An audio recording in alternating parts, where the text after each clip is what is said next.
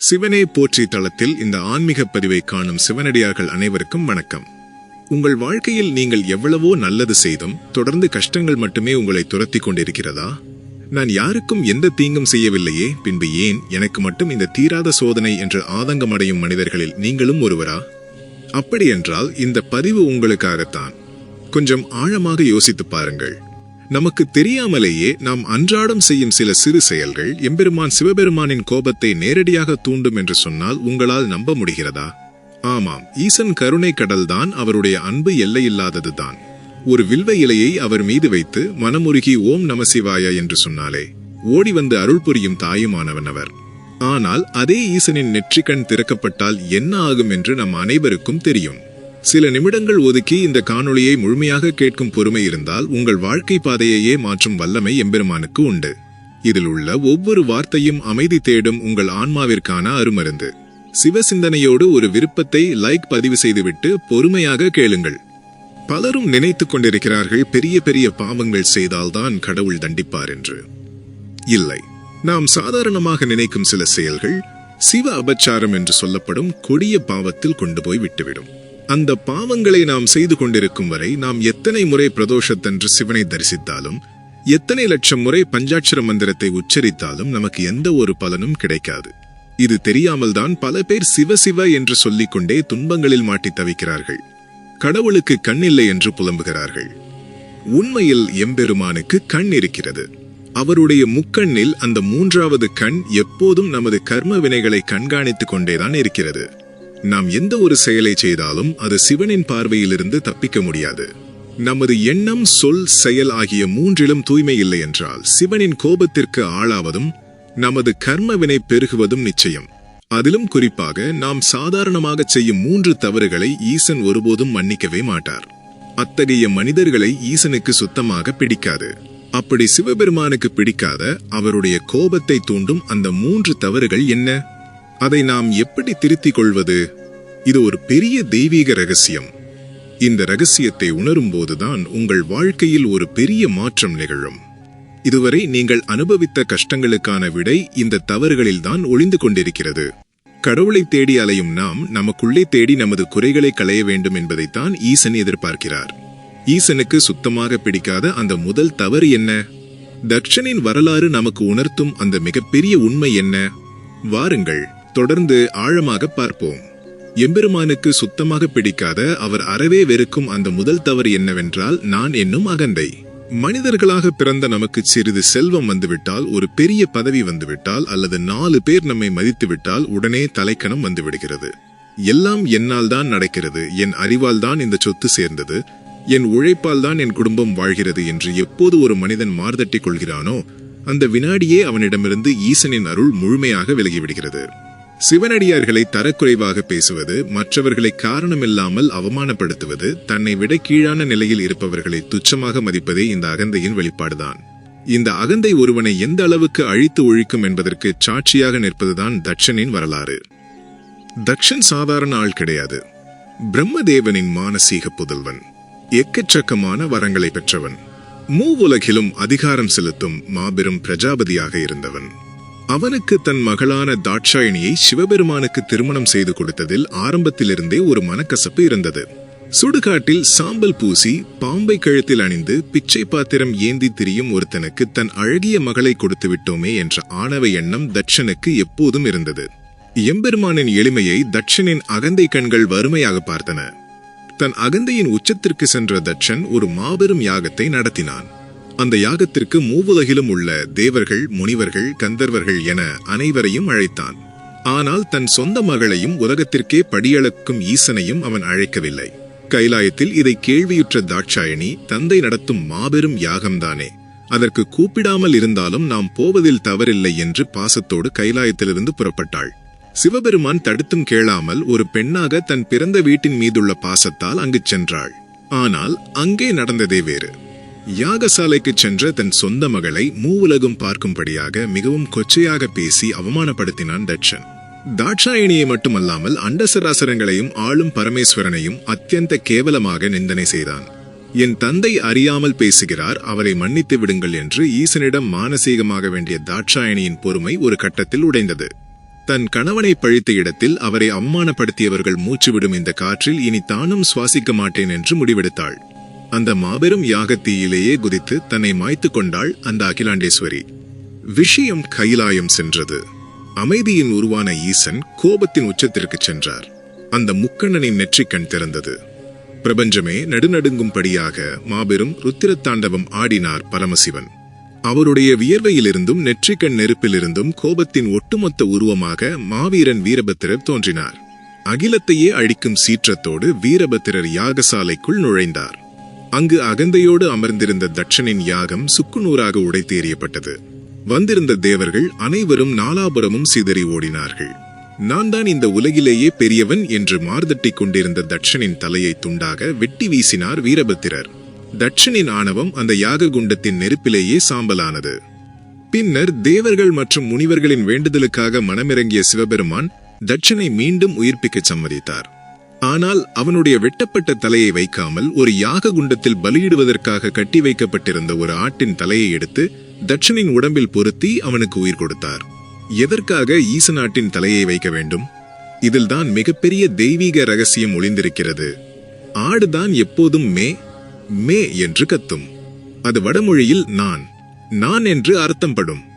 நான் என்ற அகந்தை கொண்டவர்களுக்கு இறுதியில் இந்த நிலைமைதான் ஏற்படும் என்பதை உலகிற்கு உணர்த்தவே ஈசன் தட்சனுக்கு ஆட்டின் தலையை பொருத்தினார். இன்று நாமும் அப்படித்தான் இருக்கிறோம். எனக்கு எல்லாம் தெரியும், என் பணம், என் அதிகாரம் என்று வீண் கர்வத்தோடு அலைகிறோம். சாலையில் செல்லும் ஏழைகளை பார்த்தால் முகத்தை சுழிக்கிறோம். நம்மை விட கீழ்மட்டத்தில் வேலை செய்பவர்களை அதிகார தோரணையில் மிரட்டுகிறோம். யாராவது ஒரு வார்த்தை நம்மை எதிர்த்து பேசிவிட்டால் நமது ஈகோ சீண்டப்பட்டு அவர்களை எப்படி பழிவாங்கலாம் என்று இரவு பகலாக திட்டமிடுகிறோம். இவை அனைத்துமே தட்சனின் குணங்கள்தான். ஈசனுக்கு எப்போதுமே தூய்மையான அன்பும் கள்ளமில்லாத மனமும் தான் பிடிக்கும். கண்ணப்பன் தன் வாயில் கொண்டு வந்த நீரையும் எச்சில் செய்த மாமிசத்தையும் ஈசன் முகம் சுழிக்காமல் ஏற்றுக்கொண்டார். காரணம், அங்கே அகந்தை இல்லை, மாறாக தூய்மையான பக்தி மட்டுமே இருந்தது. ஆனால் தட்சன் நடத்திய மாபெரும் யாகத்தை ஈசன் அழித்து ஒழித்தார். காரணம், அங்கே பக்தி இல்லை, ஆணவம் மட்டுமே இருந்தது. எனவே உங்களிடம் எவ்வளவு பணம் இருந்தாலும், நீங்கள் எவ்வளவு பெரிய பதவியில் இருந்தாலும் அந்த அகந்தையை உங்கள் தலைக்குள் ஏற்றிக்கொள்ளாதீர்கள்.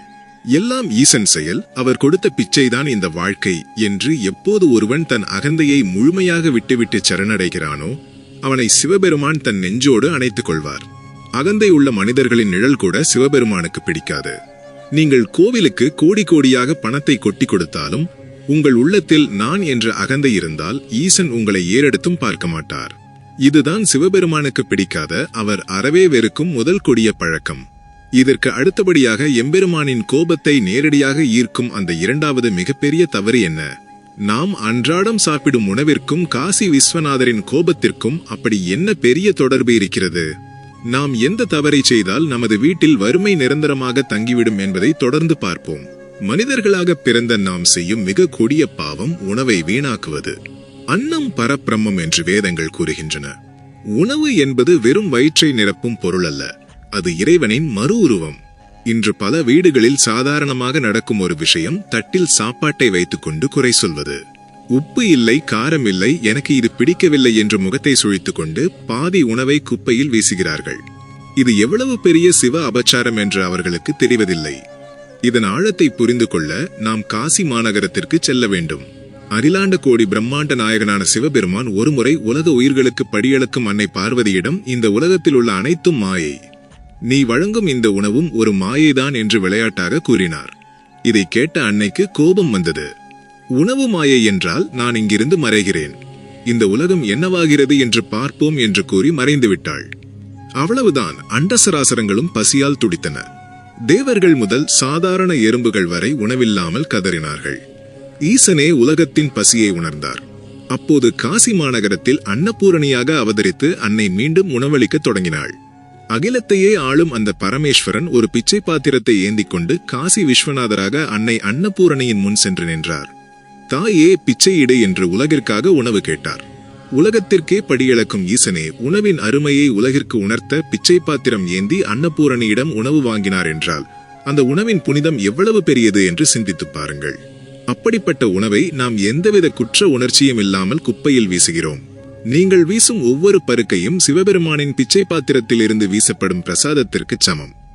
கல்யாண வீடுகளிலும் பெரிய பெரிய விழாக்களிலும் தட்டு நிறைய உணவை வாங்கி வைத்துவிட்டு பாதியை குப்பையில் கொட்டுகிறார்கள்.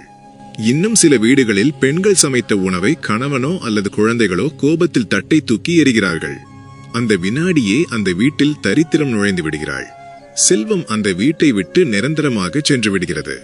எங்கே அன்னம் அவமதிக்கப்படுகிறதோ அங்கே காசி விஸ்வநாதரின் நேரடி பார்வை விலகி விடுகிறது. உணவை வீணாக்குபவர்கள் அடுத்த ஜென்மத்தில் மட்டுமல்ல, இந்த ஜென்மத்திலேயே ஒரு பிடி சோற்றுக்காக தெரு தெருவாக அலையும் நிலையை சிவபெருமான் உருவாக்குவார். இது பயமுறுத்துவதற்காக சொல்லப்படும் வார்த்தை அல்ல, கர்மவினையின் எழுதப்படாத சட்டம்.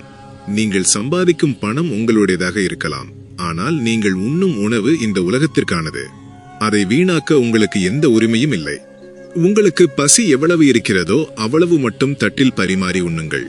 மீதம் இருந்தால் பசியால் வாடும் ஒரு ஏழைக்கோ அல்லது வாயில்லா ஜீவன்களான நாய், காக்கை, பசுமாடுகளுக்கோ கொடுங்கள்.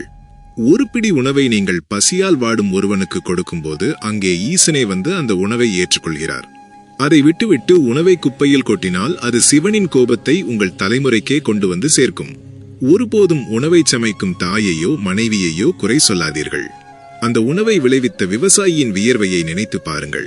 ஈசன் அன்னபூரணியிடம் கையேந்தி வாங்கிய அந்த பிரசாதம் தான் உங்கள் தட்டில் இருக்கிறது என்ற உணர்வோடு 2 கைகளையும் கூப்பி வணங்கிவிட்டு சாப்பிடத் தொடங்குங்கள்.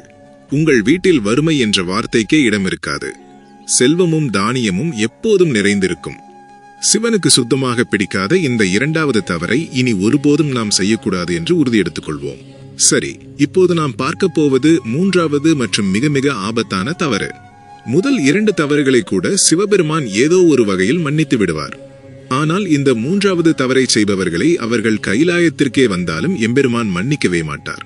ஒரு மனிதனை பாதாளத்திற்கே தள்ளக்கூடிய, அவனது தலைமுறையையே அழிக்கக்கூடிய அந்த 3வது பயங்கரமான தவறு என்ன? கஷ்டங்கள் வரும்போது நாம் கடவுளிடமே செய்யும் அந்த மாபெரும் பிழை என்ன? சிவனுக்கு சுத்தமாக பிடிக்காத, அவர் அறவே வெறுக்கும் அந்த 3வது மற்றும் மிக கொடிய தவறு என்னவென்றால் ஈசனை நிந்திப்பது மற்றும் சிவனடியார்களை அவமதிப்பது. மனிதர்களாகிய நாம் இயல்பிலேயே மிகவும் சுயநலமானவர்கள். நமக்கு ஒரு நல்ல காரியம் நடந்தால், எதிர்பாராத பணவரவு கிடைத்தால், என் சாமர்த்தியத்தால் தான் இது நடந்தது, என் மூளையால் தான் இந்த வெற்றி கிடைத்தது என்று மார்த்தட்டிக் கொள்கிறோம். ஆனால் தொழிலில் ஒரு நஷ்டம் வந்துவிட்டால் அல்லது குடும்பத்தில் தீராத நோய் வந்துவிட்டால் உடனே பூஜை அறைக்கு சென்று ஈசனை பார்த்து புலம்பத் தொடங்கி விடுகிறோம். உனக்கு கண் இல்லையா? உன்னை இத்தனை வருடம் கும்பிட்டேனே, எனக்கு ஏன் இந்த கஷ்டத்தை கொடுத்தாய்? நான் செய்த பூஜையெல்லாம் வீணாயிற்றா? உனக்கு கருணையே கிடையாதா என்று ஈசனை பழித்து பேசுகிறோம். இதைத்தான் சிவனிந்தை என்று ஆகமங்கள் கூறுகின்றன. நன்றாக புரிந்து கொள்ளுங்கள். ஈசன் உங்களுக்கு எந்த கஷ்டத்தையும் கொடுப்பது இல்லை. நீங்கள் இப்போது அனுபவிக்கும் அத்தனை வலிகளும் கஷ்டங்களும் தோல்விகளும் நீங்கள் முற்பிறவியில் அல்லது இந்த பிறவியில் செய்த கர்ம வினைகளின் பலன்கள்தான். ஒரு மருத்துவர் நோயை குணப்படுத்த ஊசி போடும்போது வலிக்கத்தான் செய்யும். அதற்காக அந்த மருத்துவரை குறை சொல்ல முடியுமா? அப்படித்தான் ஈசனும். உங்கள் கர்மாவை கழித்து உங்கள் ஆன்மாவை புனிதப்படுத்தவே அவர் சில கஷ்டங்களை உங்களை அனுபவிக்க விடுகிறார். அதை தாங்கிக் கொள்ளும் மனப்பக்குவத்தை அவரிடமே கேட்பதை விட்டுவிட்டு ஈசனை பழிப்பது எவ்வளவு பெரிய பாவம் தெரியுமா? உங்களுக்கு வந்த கஷ்டத்தை காட்டிலும் நீங்கள் ஈசனை பழித்து பேசும் அந்த வார்த்தைகள் உங்கள் கர்ம வினையை இன்னும் பல மடங்காக அதிகரிக்கும். ஈசனை பழிப்பவர்கள் வாழ்வில் ஒருபோதும் நிம்மதியை காண முடியாது. இதைவிட இன்னொரு கொடிய பாவம் இருக்கிறது. அது ஈசனின் அடியார்களை பழிப்பது. சிவநிந்தையை விட சிவனடியார் நிந்தை மிக மிக கொடியது. நெற்றியில் திருநீறு அணிந்து கழுத்தில் ருத்திராட்சம் தரித்து எந்நேரமும் சிவசிந்தனையோடு வாழும் உண்மையான பக்தர்களை பார்த்து பரிகாசம் செய்வது ஈசனை நேரடியாக அவமதிப்பதற்கு சமமான கொடிய பாவமாகும். இவன் என்ன பெரிய பக்தன் வந்துவிட்டான் என்று அகந்தையில் அடியார்களை ஏளனம் செய்பவர்களை ஈசன் ஒருபோதும் சும்மா விடமாட்டார். எம்பெருமான் கைலாயத்தில் இருக்கிறாரோ இல்லையோ, தன் அடியார்களின் உள்ளத்தில் எப்போதும் நிரந்தரமாக குடியிருக்கிறார். ஒரு சிவனடியார் உங்கள் வார்த்தைகளால் மனவேதனைப்பட்டு கண்ணீர் விட்டால் அந்த சாபம் உங்களை மட்டுமல்ல, உங்கள் அடுத்தடுத்த தலைமுறையையே நிம்மதியாக வாழவிடாது. திருநீறு அணிந்தவர்களை பார்த்தால் கைகூப்பி வணங்காவிட்டாலும் பரவாயில்லை, அவர்களை அவமதிக்காமல் இருப்பதுதான் உங்களுக்கும் உங்கள் தலைமுறைக்கும் நல்லது. ஒரு உண்மையான சிவனடியார் தப்பித்தவரை உங்களுக்கு ஒரு சாபம் கொடுத்து விட்டால் அதை சாக்ஷாத் அந்த பரமேஸ்வரனாலேயே மாற்றி எழுத முடியாது என்பதுதான் நிதர்சனமான உண்மை. ஆகவே கஷ்டம் வரும்போது ஈசனை குறை சொல்வதையும் ஈசனின் அடியார்களை கேலி செய்வதையும் மனிதர்கள் கட்டாயம் தவிர்க்க வேண்டும். ஈசனுக்கு பிடிக்காத இந்த கொடிய பழக்கங்களை நாம் அறியாமல் செய்துவிட்டால் ஈசனின் கோபப் பார்வைக்கு நாம் ஆளாகிவிட்டோம் என்பதே உண்மை. நாம் இதுவரை பார்த்த அந்த 3 பெரும் பிழைகளை, அதாவது அகந்தை, உணவை வீணாக்குவது மற்றும் ஈசனை நிந்திப்பது ஆகிய கொடிய பாவங்களை நமக்கு தெரியாமல் இதுவரை நாம் செய்திருந்தால் அதிலிருந்து எப்படி மீண்டு வருவது? ஈசனின் கருணையை மீண்டும் எப்படி பெறுவது? அறியாமல் செய்த பிழைகளை ஈசன் மன்னிக்க நாம் எந்த முறையில் அவரை மனமுருகி வழிபட வேண்டும்? சிவபெருமானின் நெற்றிக்கண் பார்வைக்கு ஆளாகிவிட்டோமே என்று உங்கள் இதயம் இப்போது நடுங்குகிறதா? சற்று அமைதியாக கேளுங்கள். எம்பெருமான் எப்படி மாபெரும் கோபக்காரரான ருத்திரனோ அதே அளவிற்கு அளவிட முடியாத கருணை கடலான தாயுமானவர். அவருக்கு ஆசுதோஷ் என்று ஒரு பெயர் உண்டு. ஆசுதோஷ் என்றால் மிக எளிதில் மகிழும் இறைவன் என்று அர்த்தம். தன் பிள்ளை எவ்வளவு பெரிய தவறு செய்திருந்தாலும் மனம் திருந்தி வந்து காலடியில் விழும்போது உச்சி முகர்ந்து அள்ளி அணைத்துக் கொள்ளும் பரம கருணாமூர்த்தி அவர். அவரிடம் உங்கள் தவறுகளை மறைக்க வேண்டிய எந்த அவசியமும் இல்லை. இந்த 3 மாபெரும் கர்ம வினைகளிலிருந்து விடுபட ஆயிரக்கணக்கில் பணத்தை செலவழித்து யாகங்களோ அல்லது கடினமான பரிகாரங்களோ செய்ய வேண்டியதில்லை. ஈசனுக்கு அது தேவையும் இல்லை. ஈசன் உங்களிடம் எதிர்பார்ப்பது ஒன்று மட்டுமே. அதுதான் முழுமையான சரணாகதி. ஆம், அப்பனே ஈசனே, எனக்கு தெரிந்து நான் எந்த பாவமும் செய்யவில்லை. அறியாமல் நான் செய்த பிழைகளை தாயாக இருந்து மன்னித்துவிடு என்று அவரிடம் உங்களின் அத்தனை அகந்தையையும் முழுமையாக கழற்றி வைத்துவிட்டு சரணடைவது ஒன்றுதான் இதற்கான மாபெரும் பிராயச்சித்தம். இந்த சரணாகதியை எப்படி செய்ய வேண்டும் என்ற ஒரு ஆழமான முறை இருக்கிறது. அதை மிக கவனமாக கேளுங்கள். வருகிற திங்கட்கிழமை அல்லது பிரதோஷ நன்னாளில் உங்கள் வீட்டிற்கு அருகிலுள்ள ஒரு பழமையான சிவாலயத்திற்கு செல்லுங்கள். கோவிலுக்குள் நுழையும் முன் உங்கள் கால்களை மட்டும் கழுவக்கூடாது. உங்கள் மனதில் இத்தனை காலம் இருந்த நான் என்ற அகந்தையையும் சேர்த்து வாசலிலேயே கழுவிவிட்டு செல்லுங்கள். உள்ளே சென்றதும் நேராக கருவறைக்கு செல்லக்கூடாது. முதலில் கொடிமரத்தின் முன் சென்று ஆண்களாக இருந்தால் அஷ்டாங்க நமஸ்காரமும் பெண்களாக இருந்தால் பஞ்சாங்க நமஸ்காரமும் செய்து தரையோடு தரையாக விழ வேண்டும். ஏன் தெரியுமா? ஈசனா, உன் அகிலத்தில் நான் வெறும் தூசு, எனக்கு எந்த ஆணவமும் இல்லை என்று எம்பெருமானுக்கு உடல் ரீதியாகவும் மன ரீதியாகவும் உணர்த்தும் மாபெரும் செயலது. பின்னர் மெதுவாக நடந்து சென்று நந்தி தேவரின் பின்னால் நில்லுங்கள். எக்காரணம் கொண்டும் எந்த அவசரம் வந்தாலும் நந்தி பகவானுக்கும் சிவலிங்கத்திற்கும் நடுவே குறுக்கே செல்லவே கூடாது. அது மிகப்பெரிய சிவ அபச்சாரம். நந்தி தேவர்தான் கைலாயத்தின் காவலர். அவரிடம் மானசீகமாக அனுமதி கேட்டுவிட்டு நந்தி தேவரின் 2 கொம்புகளுக்கு இடையே உங்கள் பார்வையை செலுத்தி உள்ளே கருவறையில் இருள் விலக வீற்றிருக்கும் அந்த பரம்பொருளை தரிசியுங்கள். இப்போது உங்கள் மனதிற்குள் ஈசனிடம் பேசத் தொடங்குங்கள். பெரிய பெரிய மந்திரங்கள் எதுவும் தேவையில்லை. உங்கள் தாய்மொழியிலேயே கண்ணீர் மல்க அவரிடம் ஒரு சத்தியம் செய்யுங்கள். அப்பனே முக்கண்ணனே, இத்தனை காலம் எனக்கு தரப்பட்ட செல்வமும் பதவியும் என்னுடைய சொந்த சாமர்த்தியம் என்று ஆணவத்தில் இருந்தேன். இனி அந்த அகந்தையை ஒருபோதும் என் தலைக்கு ஏற்ற மாட்டேன். உலகிற்கே படியளக்கும் உன்னுடைய பிரசாதமான உணவை இனி ஒரு பருக்கை கூட நான் குப்பையில் வீணாக்க மாட்டேன். என் வாழ்வில் இனி எவ்வளவு பெரிய துன்பம் வந்தாலும் அது என் முற்பிறவி கர்மவினை என்று முழுமையாக ஏற்றுக்கொள்வேனே தவிர உன்னையோ அல்லது உன்னை நம்பி வாழும் அடியார்களையோ ஒருபோதும் என் நாவால் பழித்துச் சொல்ல மாட்டேன். இது உன் சன்னதியில் நான் எடுக்கும் உறுதிமொழி என்று மனமுருகிச் சத்தியம் செய்யுங்கள். அதன் பிறகு ஈசனுக்கு மிகவும் உகந்த வில்வ இலைகளைக் கொண்டு அர்ச்சனை செய்யுங்கள். சாதாரண இலைக்கு அத்தனை சக்தி எப்படி வந்தது என்று நினைக்காதீர்கள். 3 இலைகள் சேர்ந்த ஒரு வில்வத்தளம் நமது முற்பிறவி, இப்பிறவி மற்றும் இனி வரும் பிறவி ஆகிய 3 பிறவிகளில் நாம் செய்த பாவங்களையும் சுட்டு பொசுக்கக்கூடிய மாபெரும் தெய்வீக சக்தி கொண்டது. உங்களால் முடிந்தால் தூய்மையான பசும்பாலில் செய்த ஏதேனும் ஒரு இனிப்பையோ அல்லது பழங்களையோ ஈசனுக்கு நைவேத்தியமாக படையுங்கள். தரிசனம் முடிந்ததும் உடனே அவசரமாக கோவிலை விட்டு வெளியே வராமல் சன்னதியின் ஒரு ஓரமாக சிறிது நேரம் அமைதியாக அமருங்கள். கண்களை மூடி வேறெந்த உலக சிந்தனையும் இல்லாமல் ஓம் நம சிவாய என்ற 5 எழுத்து மந்திரத்தை 108 முறை உங்கள் மனதிற்குள் ஆழமாக உச்சரியுங்கள். அந்த பஞ்சாட்சர மந்திரம் உங்களைச் சுற்றியுள்ள அத்தனை தீய கர்ம வினைகளையும் வேரோடு அழிக்கும் நெருப்பாக மாறும். ஈசனின் நேரடி பார்வை உங்கள் ஆன்மாவின் மீது விழத் தொடங்கும். அந்த பழமையான சிவாலயத்தில் நந்தி தேவரின் பின்னால் நின்று ஈசனிடம் உங்களின் அத்தனை அகந்தையையும் விட்டுவிட்டு முழுமையாக சரணடைந்து விட்டீர்கள். கண்ணீர் மல்க அவரிடம் உங்கள் தவறுகளுக்காக மன்னிப்பும் கேட்டுவிட்டீர்கள். சரி, அதன் பிறகு என்ன நடக்கும்? நீங்கள் பரிகாரம் செய்து முடித்த அடுத்த நாளே வானத்திலிருந்து அற்புதம் நடந்துவிடுமா? ஒரே இரவில் உங்கள் கஷ்டங்கள் அனைத்தும் மாயமாக மறைந்து நீங்கள் நினைத்ததெல்லாம் உடனே கிடைத்துவிடுமா? இங்குதான் நீங்கள் ஒரு மாபெரும் சிவ ரகசியத்தை, ஒரு மிக நுட்பமான ஆன்மீக உண்மையை ஆழமாக புரிந்து கொள்ள வேண்டும். எந்த ஒரு உண்மையான பக்தனையும் ஈசன் அவ்வளவு எளிதில் தன்னிடம் நெருங்க விடமாட்டார். அதே சமயம் வந்தவனை ஒருபோதும் கைவிடவும் மாட்டார். நீங்கள் ஈசனிடம் செய்த அந்த சரணாகதி உண்மையானதா அல்லது உங்களுடைய சுயநலத்திற்காக போடப்பட்ட வெறும் வேஷமா என்பதை சாட்சாத் அந்த கைலாயநாதன் ஒரு சிறு சோதனை மூலம் உறுதி செய்வார். ஆம், உங்கள் பரிகாரம் முடிந்த அடுத்த சில நாட்களில் எம்பெருமான் உங்களுக்கு ஒரு சிறிய திருவிளையாடலை நிகழ்த்துவார். அது எப்படிப்பட்ட சோதனையாக இருக்கும் தெரியுமா?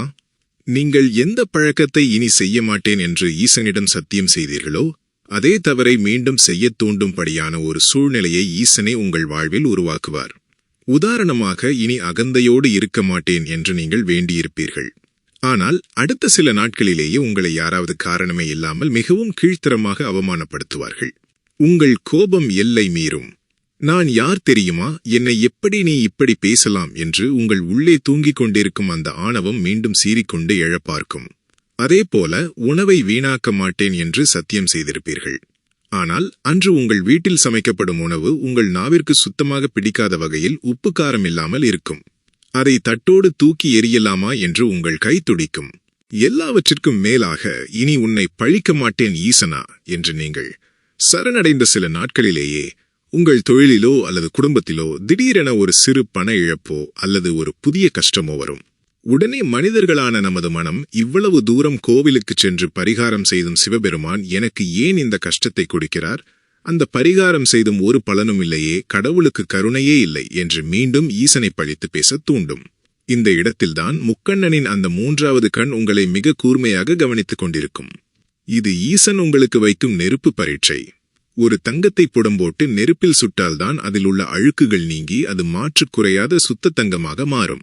ஈசன் என்ற அந்த மாபெரும் பொற்கொல்லன் உங்களை புனிதமான ஆன்மாவாக மாற்ற நடத்தும் அந்த நெருப்புச் சோதனைதான் உங்களுக்கு வரும் இந்த சிறு சிறு கஷ்டங்கள். இந்த சோதனையின் போது நீங்கள் எப்படி நடந்து கொள்ள வேண்டும் தெரியுமா? உங்களை யாராவது அவமானப்படுத்தினால் அமைதியாக புன்னகைத்துவிட்டு அந்த இடத்தை விட்டு நகர்ந்து விடுங்கள். ஈசன் உங்களின் பொறுமையை சோதிக்கிறார் என்பதை உணருங்கள். பிடிக்காத உணவு தட்டில் வந்தாலும் இது அன்னபூரணியின் பிரசாதம், என் முற்பிறவி கர்மாவை கழிக்க ஈசன் கொடுத்த மருந்து என்று நினைத்து முகம் சுழிக்காமல் உண்ணுங்கள். எதிர்பாராத கஷ்டம் வந்தாலும் துளியும் கலங்காமல், அப்பனே, இதுவும் உன் திருவிளையாடல்தானே, என் பாவத்தை இதோடு கழித்து விட்டாய், உனக்கு நன்றி என்று இரு கைகூப்பி ஈசனை பார்த்து புன்னகைத்தபடி வணங்குங்கள். எப்போது நீங்கள் இந்த மாபெரும் மனப்பக்குவத்தை அடைகிறீர்களோ, எப்போது ஈசன் வைக்கும் இந்த சிறு சோதனையில் நீங்கள் முழுமையாக வெற்றி பெறுகிறீர்களோ, அந்த வினாடியே உங்கள் வாழ்க்கையின் தலையெழுத்து முற்றிலுமாக மாற்றி எழுதப்படும். என் பிள்ளை என் சோதனையை வென்றுவிட்டான், இவன் உண்மையான சிவனடியார் என்று அந்த தாயுமானவரின் இதயம் குளிர்ந்து போகும். அவர் உங்களை தன் சொந்த பிள்ளையாக எண்ணி வாரி அணைத்துக் கொள்வார். உங்கள் பொறுமையை கண்ட பிறகு அந்த ஈசனால் நீங்கள் பெறப்போகும் மாற்றங்கள் சாதாரணமானவை அல்ல. அவை சாட்சாத் சிவனின் நேரடி அருளால் நிகழும் மாபெரும் அற்புதங்கள்.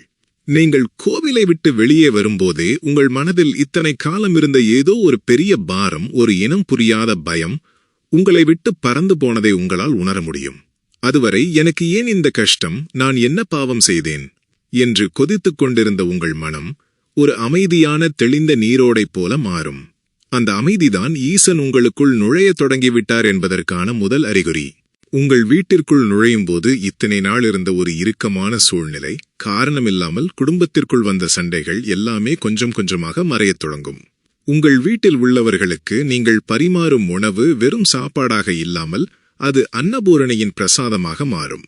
அதை சாப்பிடும் உங்கள் கணவருக்கோ மனைவிக்கோ குழந்தைகளுக்கோ ஒரு புதிய ஆரோக்கியமும் முகத்தில் ஒரு தேஜஸும் உண்டாவதை நீங்களே கண்கூடாக பார்ப்பீர்கள். எங்கே அன்னம் அவமதிக்கப்படாமல் போற்றப்படுகிறதோ அங்கே செல்வமும் தானியமும் தானாகவே வந்து கொட்டும் என்பது எழுதப்படாத ஆன்மீக சட்டம். தொழிலில் தொடர்ந்து நஷ்டத்தை சந்தித்து வந்தவரா நீங்கள்? பல கடன்களை வாங்கிவிட்டு என்ன செய்வது என்று திகைத்து நின்றவரா? உங்கள் அகந்தையை ஈசனின் பாதத்தில் நீங்கள் என்றைக்கு சமர்ப்பித்தீர்களோ அன்றைக்கே உங்கள் தொழிலில் இருந்த தடைகள் அனைத்தும் உடையத் தொடங்கிவிடும். நீங்கள் எதிர்பார்க்காத திசைகளில் இருந்தெல்லாம் உங்களுக்கு உதவி தேடி வரும். இது எப்படி சாத்தியம், இது என் மூளையால் நடந்ததல்லவே என்று நீங்கள் உணரும் அந்த தருணம் ஈசனின் திருவிளையாடல் உங்கள் வாழ்வில் தொடங்கிவிட்டது என்பதற்கான அத்தாட்சி. உங்களுக்கு வரும் அந்த வெற்றி ஒருபோதும் உங்கள் தலைக்கணத்தை மீண்டும் தூண்டாது, மாறாக உங்களை இன்னும் பணிவானவராகவே மாற்றும். அது மட்டுமல்ல, இதுவரை உங்களை அவமதித்தவர்கள், உங்களை கீழ்த்தரமாக நடத்தியவர்கள் அனைவரும் உங்கள் முன் தலைகுனிந்து நிற்கும் சூழ்நிலையை அந்த கைலாயநாதன் உருவாக்குவார். ஈசனை நம்பியவனை கைவிட்டதாக புராணங்களிலேயே சரித்திரம் கிடையாது. நீங்கள் உண்மையான சிவனடியாராக மாறிவிட்டால் உங்களுக்கு வரும் கஷ்டங்களை நீங்கள் எதிர்கொள்ள வேண்டியதில்லை, உங்களுக்கு பதிலாக அந்த ஈசனே உங்களுக்காக போராடுவார். உங்கள் மீது விழும் ஒவ்வொரு கல்லும் ஈசனின் மீதே விழும் கல்லாக மாறி அதை வீசியவர்களையே திருப்பித் தாக்கும். இது ஈசன் தன் அடியார்களுக்கு கொடுக்கும் மாபெரும் பாதுகாப்பு அரண். உங்களைச் சுற்றியுள்ள கெட்ட சக்திகள், கண் திருஷ்டிகள், செய்வினைகள் என அத்தனையும் நீங்கள் உச்சரிக்கும் ஓம் நமசிவாய என்ற 5 எழுத்து மந்திரத்தின் நெருப்பில் சுட்டு பொசுக்கப்படும். உங்கள் வீடு ஒரு சிறு கைலாயமாக மாறும். காலையில் எழுந்ததும் தென்னாடுடைய சிவனே போற்றி, இரவில் உறங்கும் முன் என் நாட்டவர்க்கும் இறைவா போற்றி என்று சொல்லிப் பாருங்கள். உங்கள் தூக்கத்தில் ஒருபோதும் கெட்ட கனவுகள் வராது. ஈசனின் அருட்பார்வை உங்களை ஒரு கவசம் போல இரவு பகலாக காத்து நிற்கும். இவ்வளவு பெரிய பொக்கிஷத்தை, இந்த மாபெரும் சிவ ரகசியத்தை இத்தனை காலம் நாம் உணராமல் இருந்துவிட்டோம். ஆனால் இன்று ஈசனின் அருளால் சிவனே போற்றி தளத்தின் மூலமாக இந்த உண்மையை நீங்கள் அறிந்து கொண்டீர்கள். இது தற்செயலாக நடந்தது அல்ல. ஈசன் உங்களை தேர்ந்தெடுத்து இந்த காணொளியை பார்க்க வைத்திருக்கிறார் என்பதுதான் உண்மை. அவர் உங்களை காப்பாற்ற முடிவு செய்துவிட்டார். இந்த தெய்வீக பயணத்தில் நீங்கள் பெற்ற இந்த தெளிவை உங்களுக்குள் மட்டும் வைத்துக் கொள்ளாதீர்கள். உங்களைச் சுற்றியுள்ள உறவினர்களுக்கும் நண்பர்களுக்கும் எவ்வளவு உழைத்தாலும் வாழ்க்கையில் முன்னேற முடியவில்லையே என்று தவிக்கும் அத்தனை பேருக்கும் இந்த காணொளியை பகிருங்கள். நீங்கள் செய்யும் இந்த ஒரு சிறு பகிர்வு அவர்களுடைய கர்ம வினைகளை கழித்து அவர்களின் வாழ்க்கையிலும் ஒரு பெரிய விளக்கேற்றி வைக்கும். அதற்கான புண்ணியமும் உங்களையே வந்து சேரும். தொடர்ந்து இதுபோன்று ஈசனின் மகிமைகளையும் யாராலும் சொல்லப்படாத ஆழமான ஆன்மீக ரகசியங்களையும் கேட்க மறக்காமல் நமது சிவனே போற்றி யூடியூப் தளத்தை சப்ஸ்கிரைப் செய்து கொள்ளுங்கள். அருகில் உள்ள மணிப்பொத்தானையும் அழுத்திக் கொள்ளுங்கள். அப்போதுதான் ஈசனின் அருள்வாக்கு உங்களை உடனுக்குடன் வந்து சேரும். உங்கள் கர்ம வினைகள் அனைத்தும் தீர்ந்து உங்கள் வீட்டில் செல்வமும் நிம்மதியும் எம்பெருமானின் அருளும் நிரந்தரமாக குடியிருக்க ஈசனை மனதார பிரார்த்திக்கிறேன். தென்னாடுடைய சிவனே போற்றி, என் நாட்டவர்க்கும் இறைவா போற்றி.